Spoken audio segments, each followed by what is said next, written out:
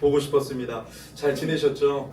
네, 지금 로마서 강해 하나님께서 우리에게 로마서 강해를 통해서 날마다 더 큰 은혜를 주시기를 예수 이름으로 축복합니다. 오늘 제목이 나는 괜찮고 너는 아니라고 이런 제목인데요. 지금 이 제목의 내용이 오늘 본문에 가득 담겨져 있습니다. 여러분 지난주에 말씀 기억나세요? 복음은 먼저 뭘 드러내요? 나쁜 소식을 먼저 드러냅니다. 복음은 먼저 나쁜 소식을 드러내요. 나쁜 소식이 뭐였어요? 우리가 하나님의 진노 아래 있다는 거. 왜요? 우리가 죄인이기 때문에. 모든 사람이 다 죄를 범하였음에 하나님의 영광에 이르지 못하는 것. 모든 사람이 다 죄인임을 복음은 먼저 드러내줍니다. 그러니까 구원이 필요한 이유가 뭐예요? 내가 죄인이기 때문에. 우리가 하나님의 진노와 저주와 심판 아래에 있기 때문에 구원이 필요한 존재인 거예요. 이게 복음은 먼저 나쁜 소식을 드러내서 내가 죄인임을 깨닫게 해주시는 거예요. 이걸 깨닫지 못하면 예수님도 필요 없고 구원자가 필요 없는 거예요. 그래서 로마서의 복음을 선포하면서 하나님께서 복음을 통해서 먼저 나쁜 소식을 드러내는 거예요. 내가 죄로 인해서 비참한 존재이고 내가 절망적인 존재임을, 소망이 없는 자임을 알면 그 복음을 통하여 그걸 깨닫게 되고 성령께서 죄인임을 가르쳐주고 하나님의 진노와 심판 아래에 있다는 것을 알게 되면 구원자 되신 예수 그리스도를 갈급히 찾게 되는 것이죠. 그래서 복음은 먼저 나쁜 소식을 드러내요. 그래서 여러분 지금 로마서가 어려운 것이 아니라요. 1절에 바울이 로마교회에 보내는 편지를 통해서 자기를 소개하고 본격적인 복음을 전할 때에 이제 1장부터 3장까지는 어떤 내용이에요? 계속해서 복음은 나쁜 소식을 드러내고 있는 거예요. 지난주는 여러분 이 죄의 목록들이 가득했잖아요. 이게 이방인들의 죄의 목록을 가리키고 있는데 결국 다 여기 우리가 포함되어 있는 거예요. 이방인들의 죄의 목록이 계속해서 열거되었었잖아요. 그죠? 자, 그런데 왜 그렇게 지금 접근을 하냐면 로마 교회에는 두 회중이 있었어요. 두 회중. 어떤 회중이었냐면 여러분들 지난번에도 말씀드렸다시피 이방인들이 예수님을 믿어 교회가 되었어요. 그러니까 이방인의 그룹이 있었고요.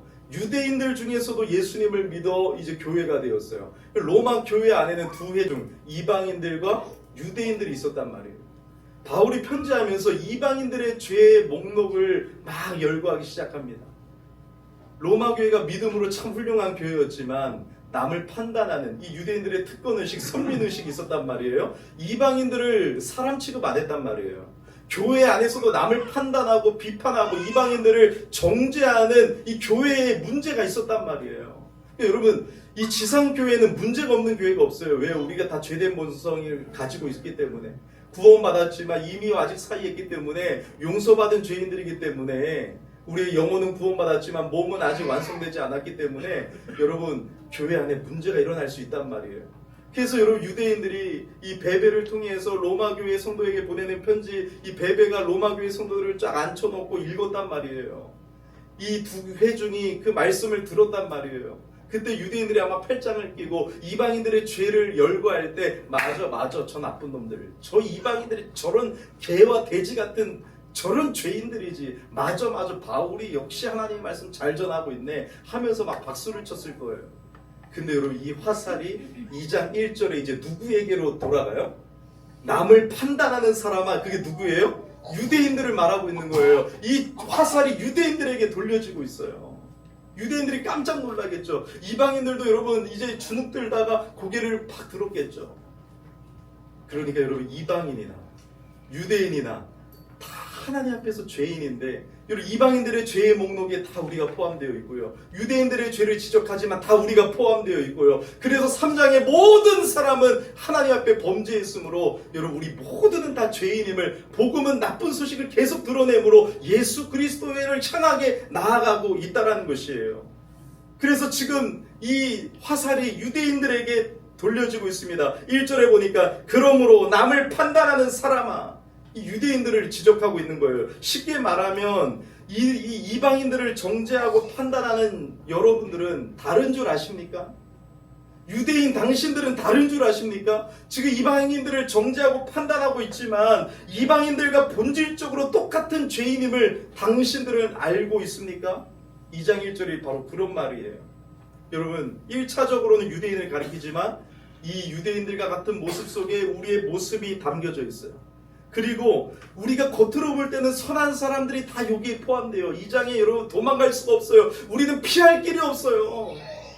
여러분 어떤 사람은 법이 없어도 살 것 같죠? 그렇게 보이죠? 아니요. 그런 사람들이 다 이 장에 걸려요. 종교적인 사람들에게도 복음이 필요한 것임을 말씀하고 있습니다.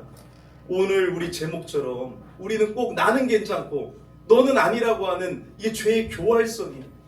죄의 교활성을 다 가지고 있습니다. 꼭 우리는 나에게 적용하지 아니하고 남에게 적용해요. 그래서 여러분 오늘 말씀도 딱 듣다 보니까 야 말씀이 너무 좋네. 그런데 오늘 김 집사님이 안 나와가지고 어떻게 사탄이 이렇게 역사를 하냐. 그 김 집사님 오늘 이 말씀 들었으면 변화되고 놀라운 역사가 일어났을 텐데 하면서 우리는 꼭 나에게 적용 안 하고 남에게 적용하려고 하는 죄의 교활성을 다 가지고 있어요. 야 오늘 말씀 기가 막힌데 오늘 저 김 집사님 꼭 들었어야 되는데 어떻게 이런 날만 빠져나가냐. 진짜 아깝다. 여러분들의 모습, 우리들의 모습이 여러분 이런 모습 아닙니까? 유대인들도요 자신의 죄를 보지는 못하고 자꾸 이방인들의 죄를 판단했어요. 다윗도 보세요. 바세바를 간음하고 우리아 장군을 죽였는데 그 죄를 보지 못해요. 그래서 나단 선지자를 보내셔서 하나님이 이제 죄를 지적하시는데 한 비유를 얘기를 하죠. 부잣집에 사람이 양과 소가 많은데 이 양과 소를 쓰지 않고 손님이 오니까 저 가난한 집에 새끼 암양 한 마리 키우는 저 가난한 집의 암양을 빼앗아 가지고 손님을 대접해 버렸어요. 그때 다윗이 크게 분노하여 이르되 그 사람이 누구냐? 죽어 마땅하다. 그러니까 뭐라고요? 당신이 그 사람입니다. 그때 성령께서 깨닫게 해주셔서 다시 회개하죠. 근데 그 전까지는 자신의 들보는 보지 못하고 그 사람 누구냐고, 그 나쁜 놈이 누구냐고. 그러니까 여러분 우리는 타인의 죄에는 민감하지만 자신의 죄에는 둔감해요. 또 한번 예를 들까요? 다른 사람이 일하지 않으면 게으른 탓인데 내가 일하지 않으면 바쁜 탓이에요. 안 그래요 여러분? 다른 사람이 시키지도 않은 일을 하면 주제 넘었다라고 비판하는데 내가 시키지도 않은 일을 하면 솔선수범했다라고 말합니다. 다른 사람이 도덕적으로 불륜을 저지르면 스캔들이고 내가 불륜을 저지르면 로맨스입니다. 내로남불이죠. 말씀을 들을 때도 언제나 다른 사람이 생각나는 사람이 있다면 여러분 우린 유대인들과 똑같아요. 종교적인 사람이 복음이 필요한 것이에요. 내가 대단히 의롭다라고 생각했죠. 내가 대단히 깨끗하다라고 생각했죠. 아니에요. 여러분 예수 믿는 사람은요 내가 대단히 의롭다라고 생각하지 않습니다. 바울처럼 언제나 나는 죄인 중에 괴수다라고 고백하게 돼요. 왜요?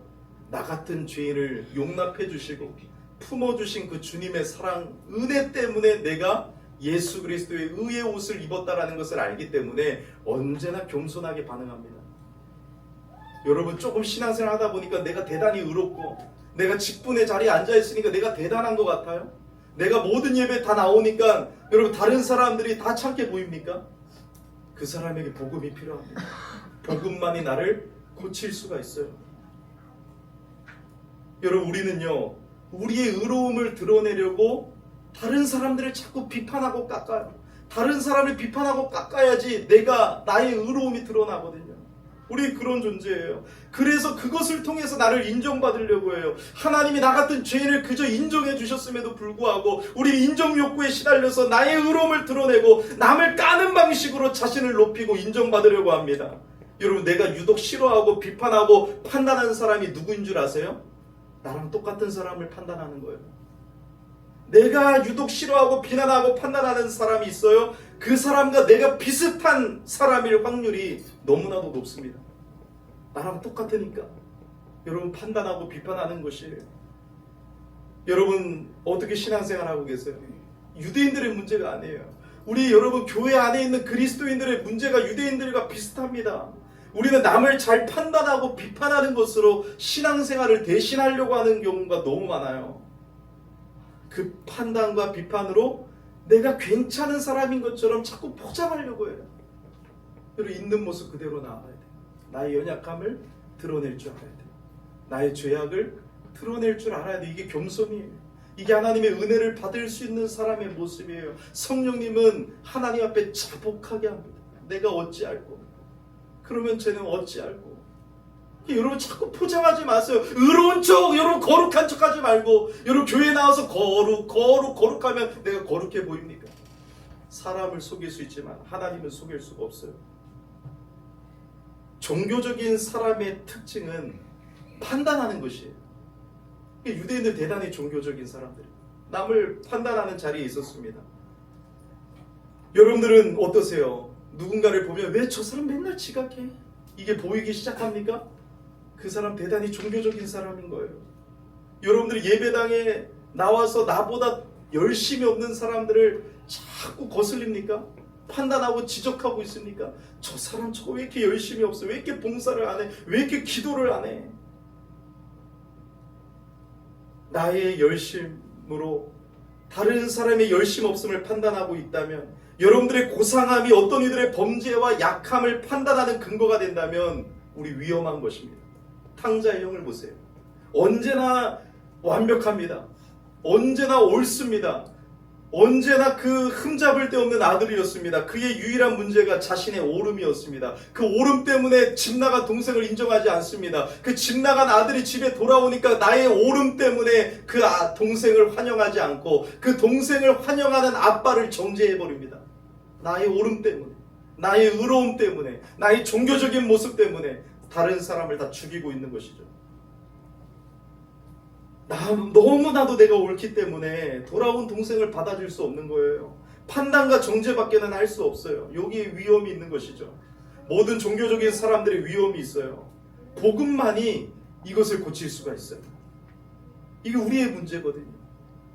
여러분, 당시 유대인들은요, 하나님께 선택받은 민족이라는 선민의식이 매우 강하고 자부심이 있었어요. 그리고 뭐까지 받았어요? 율법까지 받았잖아요.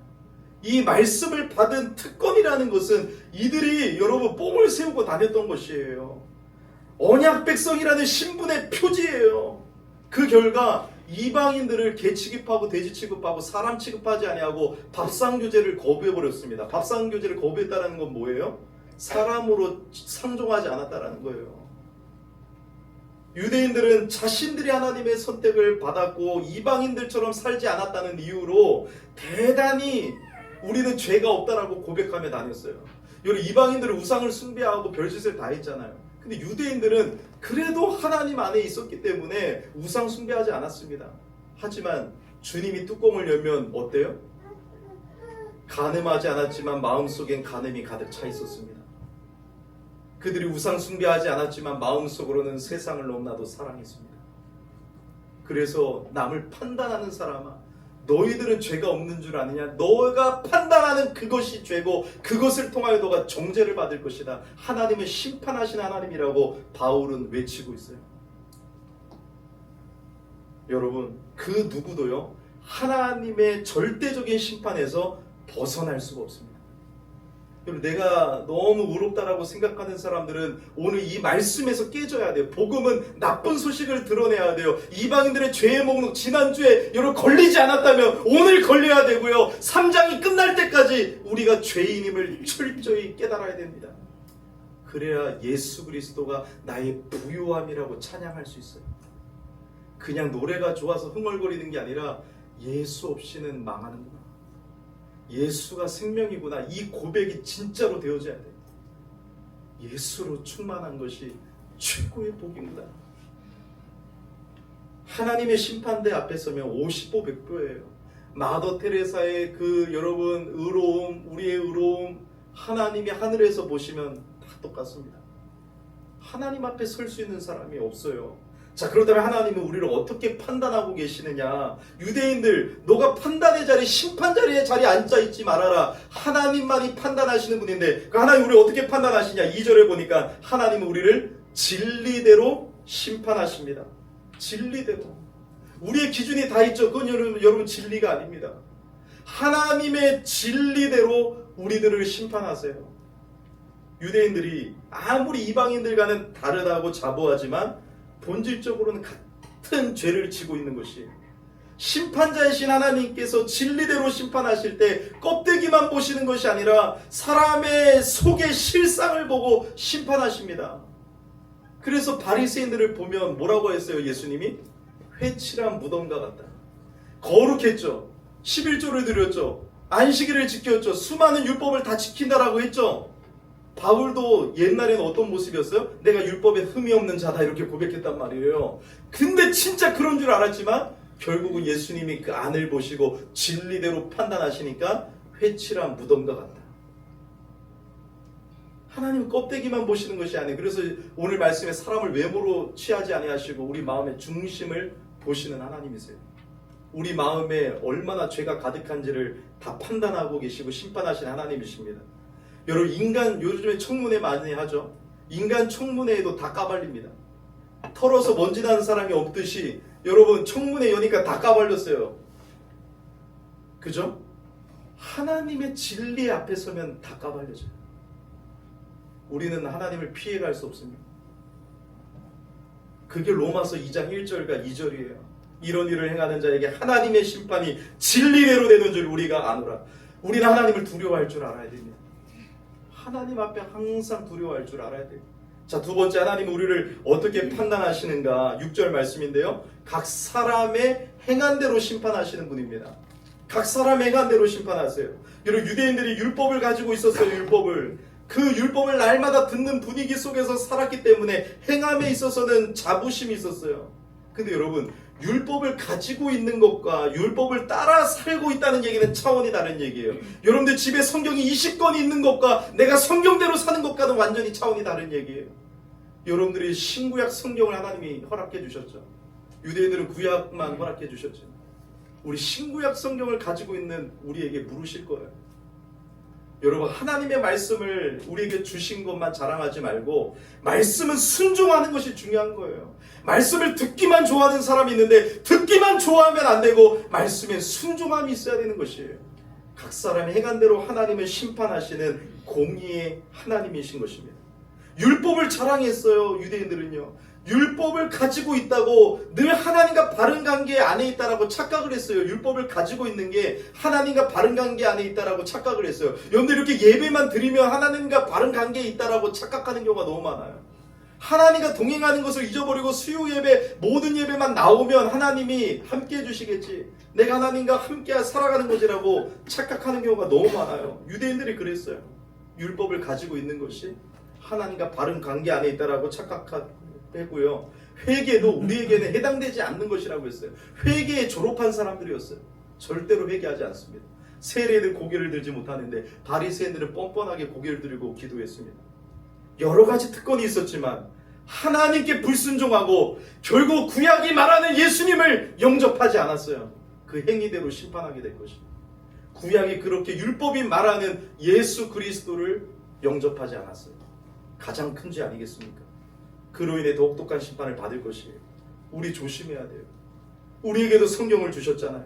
말씀을 날마다 듣고 있으니까 착각하면 안 돼요. 야, 저 목사님의 말씀을 내가 듣고 있으니까 나도 저 정도의 수준의 신앙의 삶이라고 착각해서는 안 돼요. 내가 어디 대형 교회를 다니니까 내 수준이 높다라고 착각해서는 안 돼요. 우리가 높은 수준의 제자 훈련을 받았다고 해서 우리 삶의 수준까지 높은 것은 아닙니다. 말씀에 순종하는 것이 중요한 거예요. 우리 교회에도 여러분 듣기만 좋아하는 사람들이 있을 수 있어요. 듣기는 좋아해갖고 모든 예배에 다 나옵니다. 아멘 아멘을 합니다. 하지만 듣기만 하고 행하지 아니하면 유대인들과 똑같은 것이에요. 하지만 여러분, 성령으로 거듭난 자는 하나님의 말씀에 순종하게 되어 있습니다. 성령으로 거듭난 자만이 하나님의 말씀에 순종하고 참된 믿음의 행위가 나타나게 되는 것이에요. 여러분, 그러면 이제 유대인들은 언급했는데 이방인들은 어떻습니까? 이방인들은 율법을 받지 못했기 때문에 이방인들은 핑계댈 수 있을까요? 난 몰랐다라고 외칠 수 있을까요? 아니에요. 유대인들은 율법을 주셨지만 하나님께서 이방인들에게는 다른 법을 주셨어요. 그게 무엇입니까? 우리 원로 목사님 설교하셨던 것처럼 그들에게 양심의 법을 주셨어요. 여러분 생각해 보세요. 그래서 세상 어느 나라 기독교 국가가 아니고 불신자들을 바라보세요. 하나님이 양심의 법을 창조된 인간에게 다 심어주셨기 때문에 불신자들도 불효가 죄인 걸 알아요. 살인이 죄인 걸 알아요. 간음이 죄인 걸 알아요. 도둑질이 죄인 걸 압니다. 왜요? 양심을 하나님이 주셨기 때문에. 양심이 판단의 기준이 됩니다. 그래서 기독교 국가가 아니더라도 여러분 살인과 도둑질을 법으로 처벌하고 있습니다. 왜? 양심이 증거가 되기 때문에. 그러므로 이방인들도 변명할 수 없어요. 핑계댈 수 없어요. 몰랐다고 할 수 없어요. 왜요? 하나님이 그들에게 양심의 법을 주셨기 때문에 그래요. 우리도 여러분 여기서 다 피해갈 수가 없습니다. 하나님께서는 이방인들을 양심을 근거로 심판하실 것입니다.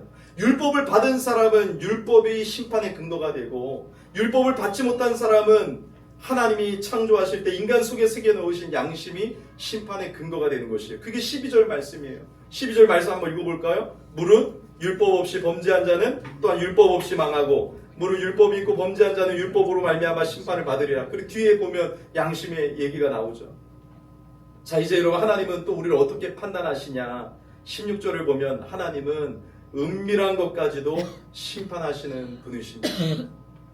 이 은밀한 것까지, 우리의 비밀스러운 것까지도 심판하신 하나님 앞에 피해갈 사람은 없습니다.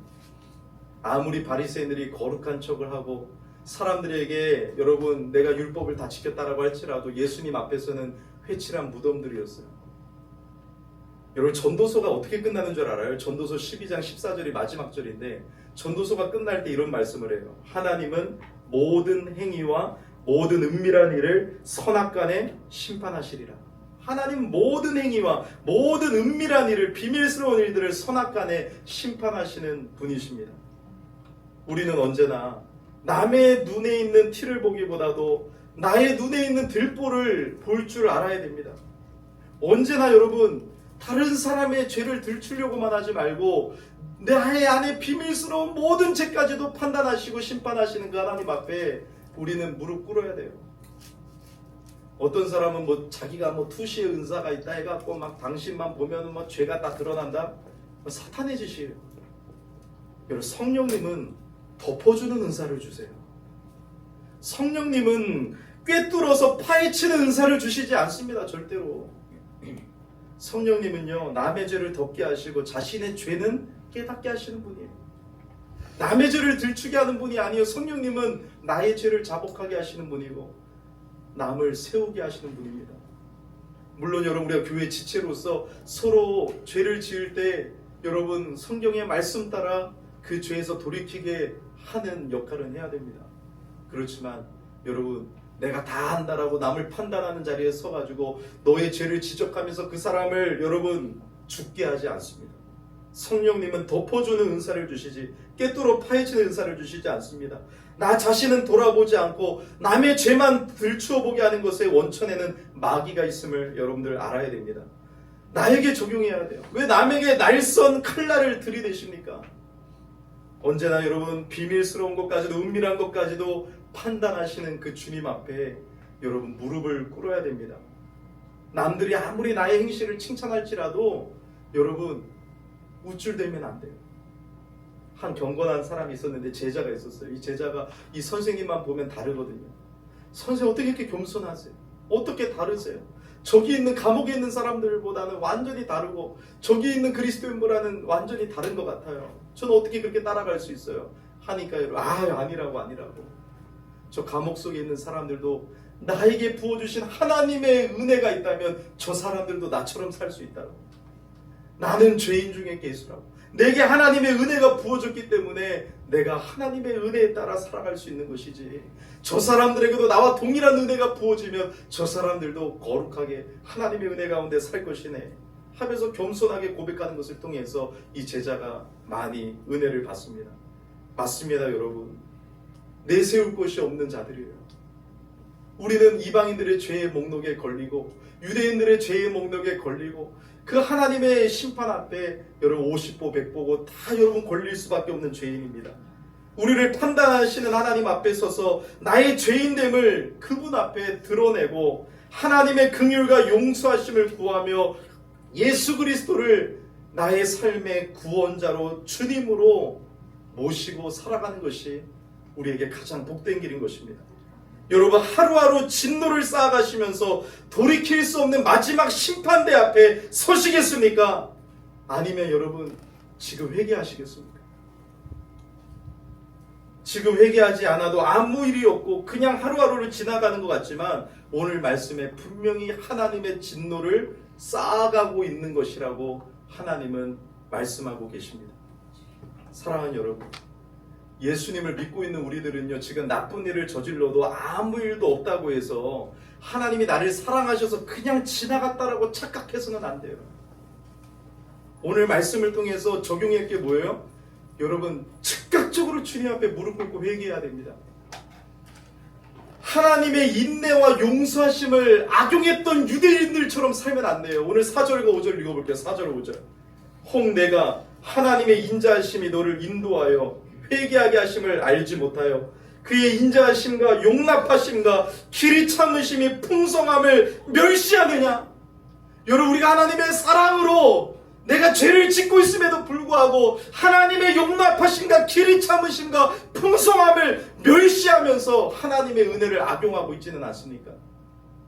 여러분, 그렇게 살면 안 돼요. 지금 당장 내 인생에 어떤 하나님의 공의가 일어나지 않았다고 해서 여러분, 그 하나님의 인자하심을 악용해서는 안 돼요.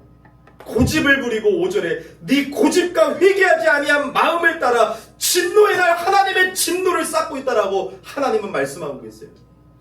여러분, 하나님의 진노를 쌓고 있는 행위들을 하지 마세요. 우리는 그리스도인은 용서받은 죄인으로서 날마다 회개하는 사람이 그리스도인입니다. 날마다 회개해야 됩니다. 누가 아무리 나를 칭찬할지라도 우리는 회개의 거리밖에 없어요. 예수님을 믿어도 죄를 지으면 징계를 받습니다. 하나님의 자녀라도 악을 행하면 손해를 당합니다. 구원을 빼앗긴다라는 말이 아니에요. 하나님께서 우리의 행위에 대해 진리대로 판단하시는 분임을 우리는 알아야 되고 두려워할 줄 알아야 된다는 것이에요. 그래서 유대인들은요, 구원받고 하나님의 선민 받은 이 백성이라는 것을 은혜의 기회가 아니라 방종의 기회로 삼았단 말이에요. 우리는 여러 하나님의 사랑과 은혜를 찬양하면서 방종의 기회로 삼고 하나님의 인자하심과 은혜를 악용하고 있지는 않습니까? 그래서 진노를 쌓는 일이라고 하나님의 심판자로서 우리에게 말씀하고 계시는 것이에요. 사랑하는 여러분, 성령은 육을 죽입니다. 성령을 따라 살아야 돼요. 우리 그리스도인들은요, 믿음의 선한 싸움을 날마다 싸워야 돼요. 그냥 살아가는 것이 아니라 날마다 회개하고 날마다 성령을 따라 살고 날마다 성령으로 육을 죽이고 날마다 말씀에 순종하며 살기를 발버둥치는 게 우리의 영적 그리스도인의 영적 전투예요. 그래서 우리가 힘든 거예요. 언제까지 여러분 세상을 살아가고 양다리를 걸치면서 진노를 쌓는 삶을 살아갈 것이 아니라 오늘 말씀을 통하여 즉각적으로 하나님께 무릎 꿇고 죄를 끊어버리고 하나님 앞에 회개하고 주님께 돌아가는 삶이 되시기를 예수 이름으로 축복합니다. 왜요? 하나님은 우리를 심판하시는 분이기 때문에 그래요. 여러분, 예수님은요, 서양 문화 속 크리스마스 시즌마다 반짝 등장했다가 사라지고 하는 단역 배우가 아닙니다. 우리를 세상의 강자로 지켜 세우고 부강한 나라의 특별 시민으로 만들어 주시려고 오신 것이 아닙니다. 예수님은 우리를 하나님의 진노와 저주와 심판에서 사탄에서 우리를 구원하시기 위하여 이 땅에 오신 구원자이십니다.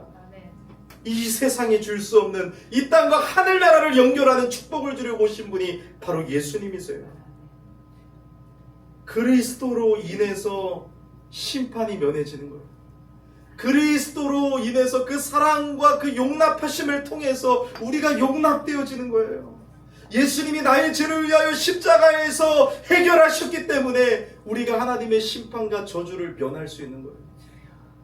내가 죄인임을 주님 앞에 고백하고 그래서 예수 그리스도를 나의 구원자로 나의 주인으로 모시고 붙드는 사람, 그 예수님을 믿는 사람에게 하나님의 은혜가 부어지는 것이에요.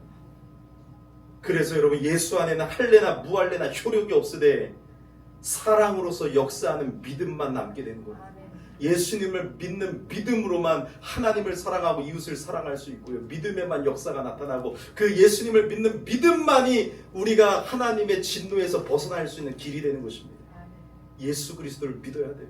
회개하고 예수 그리스도를 믿으시기 바랍니다. 회개하고 예수님을 믿으시기를 바랍니다. 그래서 계속해서 1장부터 3장까지 우리는 계속해서 복음을 듣고 내가 죄인임을 깨달아야 되는 것입니다. 그리고 예수를 믿어야 되는 것입니다. 흑암의 권세에서 그의 사랑의 아들의 나라로 옮기신 그 주님의 사랑을 받는 것은 예수님을 믿고 회개하는 것입니다. 얼마나 감사해요. 지난주도 기도했잖아요. 시편 8편 4절 5절에 사람이 무엇이기에 주께서 그를 생각하시며 인자가 무엇이기에 주께서 그를 돌보시나이까. 내가 뭐라고 내가 무엇인데 주님이 나를 그토록 사랑하십니까? 나는 이방인들의 죄에 열거하고 유대인들의 죄의 목록을 보면 나는 하나님 앞에 저주받을 수밖에 없는 죄인인데 내가 무엇이간데 주님이 나를 생각하시고 나를 사랑하십니까? 저는 오늘 이 얘기를 제 아들에게도 했어요. 너가 뭔데 내가 너를 그렇게 사랑하냐? 너가 뭔데 내가 너를 위해서 그렇게 삶을 너를 위해서 사용하고 있냐? 너가 뭔데? 너가 아빠한테 해준 게 뭔데? 내가 너를 그렇게 사랑하냐? 우리 주님의 마음이죠. 여러분, 우리는 십자가를 바라보면서 언제나 내가 죄인 중에 괴수임을 바라보면서 동시에 예수 그리스도 안에 비춰진 하나님의 영광을 바라봐야 돼요. 예수 그리스도를 통해서 주신 하나님의 사랑이 동시에 보여져야 돼요. 내가 죄인인 것과 나를 예수 그리스도 안에서 용납해 주신 하나님의 영광과 그 사랑이 동시에 보여져야 돼요. 그것이 복음이에요. 내가 죄인인 것을 알아야 돼요. 내가 그럴듯하죠? 학교 가면 내가 대단한 모범생인 것 같죠? 내가 교회도 다니고 종교생활하고 내가 헌금도 드리면서 내가 성경을 가지고 있으니까 대단한 사람인 것 같죠? 우리가 여러분 예수 그리스도를 지금 믿고 있기 때문에 여러분 그렇게 생각하는 것은 가능하지만 우리는 날마다 복음을 듣고 내가 어떤 존재였는지를 깨달아 구원의 감격이 회복돼야 돼요. 예수님을 통해서 나를 용납해 주시고 나를 구원해 주신 그 하나님의 사랑, 구원의 감격이 회복되어져야 유대인들처럼 남을 판단하는 심판하는 자리에 앉아있지 아니하고 진짜 신앙생활을 할 수 있는 거예요. 하나님이 나 같은 죄인을 품어주시고 용납해 주셨습니다. 내가 연약할 때마다 나를 귀히 여겨주셨습니다. 그 사랑으로 지체들을 바라봐야 돼요. 저 지체도 얼마나 힘들까? 저 지체도 얼마나 최선을 다하고 있는 것인데 내가 자꾸 다른 마음을 품어서 하나님 저를 용서해 주세요. 저 지체도 최선을 다하고 있는데 제 마음속에는 저를 판단하고 정죄하는 마음이 가득합니다. 날마다 회개해야 돼요.